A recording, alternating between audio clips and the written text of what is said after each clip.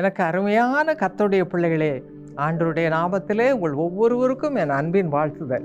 இன்றைக்கு நாம் தியானிக்க போகிற அருமையான வேத வசனம் நீதிமொழிகள் 9ஆம் அதிகாரம் 11ஆம் வசனம். இந்த வசனத்தை வேத புஸ்தகத்திலிருந்து நாம் வாசிப்போமா? என்னாலே உன் நாட்கள் பெருகும். அதாவது ஆண்டவராலே நம்முடைய நாட்கள் பெருகும். பாருங்க, நல்ல கவனிய, உன் ஆயுசின் வருஷங்கள் விருத்தியாகும். இது கர்த்தர் கொடுக்கிற ஆசீர்வாதம், பிராமிஸ் வேர்ஸ், வாக்குத்தத்த வசனம். பாருங்க, நீதிமொழிகள் 10ஆம் அதிகாரம் 27ஆம் வசனத்தில் என்ன வாசிக்கிறோம்? கர்த்தருக்கு பயப்படுதல் ஆயுசு நாட்களை பெருகப்படும். தெய்வ பயம், இதான் பாருங்க ஃபவுண்டேஷன், அஸ்திபாரம். ஒவ்வொருத்தருக்கும் இருக்க வேண்டிய காரியம் தெய்வ பயம். இன்னைக்கு ஏன் குடிகாரராக இருக்கிறாங்க, அட்டூழியம் பண்ணுறாங்க, விபச்சாரக்காராக இருக்காங்க, குடும்பத்தை, பிள்ளைங்களை, மனைவியை அடிக்கிறாங்க, எவ்வளோ பாவம், எவ்வளோ அக்கிரமம், எவ்வளோ திருட்டு நடக்குது, ஏமாற்று நடக்குது. இதுக்கெல்லாம் காரணம் என்ன? தெய்வ பயம் இல்லை. அதான் முக்கியமான காரணம். இதை கேட்கிற எனக்கு அருமையான தேவனுடைய பிள்ளைகளே, உங்களுடைய வாழ்க்கையை அலசி பாருங்க, ஆராய்ந்து பாருங்க. அங்கே இருக்குதா தெய்வ பயம் இல்லாத நிலைமை? ஐயோ, ஆண்டவருக்கு பிரியம் இல்லாத காரியம் நான் செய்யக்கூடாது. இதாங்க தெய்வ பயம். எனக்கு ஆண்டவர் என்னுடைய வாலிப நாட்களை கற்றுக் கொடுத்த தெய்வ பயம் என்றால் என்ன என்று கற்றுக் கொடுத்தார்.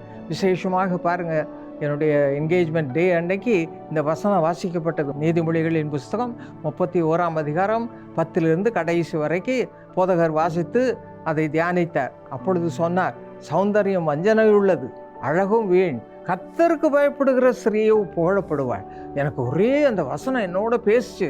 அன்று என்னை ஒப்பு கொடுத்த ஆண்டவரே, இந்த தெய்வ பயத்தை எனக்கு தாரும்.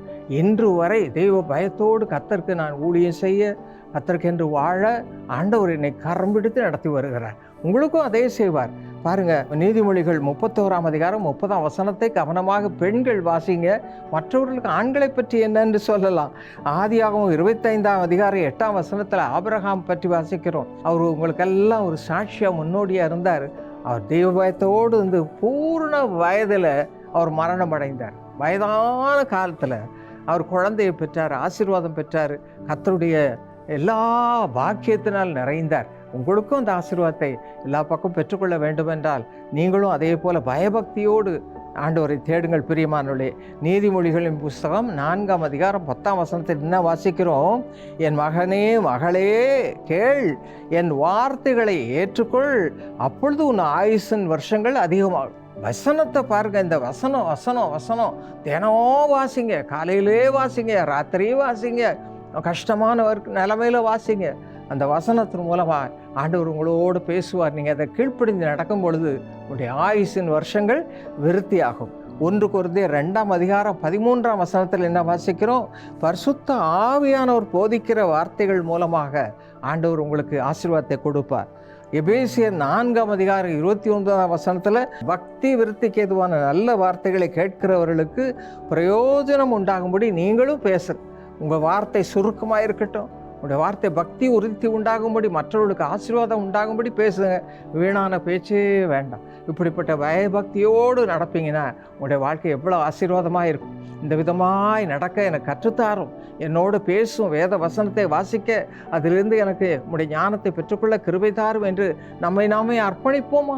இப்பொழுது வாருங்கள், நம்ம எல்லாரும் முழங்கால் படியிட்டு கர்த்தரிடத்தில் கேட்போம். இந்த விதமான பக்திக்குரிய வாழ்வு எனக்கு தாரும் ஆண்டவரே என்று கேட்போம். ஆயுசின் வருஷங்கள் அதன் மூலமாக விருத்தியாகும் என்று வேதம் சொல்லுகிறது. கர்த்தருடைய ஆசீர்வாதம் உங்களுக்கு கிடைக்கும். நம்ம எல்லாம் ஜெபிப்போமா? எங்கள் அருமை தகப்பனே, உங்களுடைய பிள்ளைகளை நோக்கி பாரும். யார் யார் தவறான வழியில் நடக்கிறார்களோ, உமக்கு பிரியமில்லாத வழியில் நடக்கிறார்களோ, பிசாசுக்கு உந்தரலாக நடக்கிறார்களோ, அவர்கள் எல்லாரையும் உடைய கரம் நீட்டி அவங்களுடைய இரத்தத்தால் கழுவும் ஆண்டவரே. நீர் சிந்தின அந்த பரிசுத்த இரத்தத்தால் கழுவி சுத்திகரித்து அவருடைய வாழ்க்கையை உமக்கு பிரியமானதாக மாற்றும். வேதம் வாசிக்க, ஜெபிக்க, தெய்வ பயத்தோடு நடக்க கிருபை தாரும். அதன் மூலமாக அவர் நீடிய ஆயுளை கொடுத்து ஆசீர்வதிய சுவாமி. இயேசுவின் நாமத்தில் இந்த ஆசீர்வாதத்தை எடுத்துக்கொள்கிறோம் எங்கள் நல்ல பிதாவே. ஆமென்.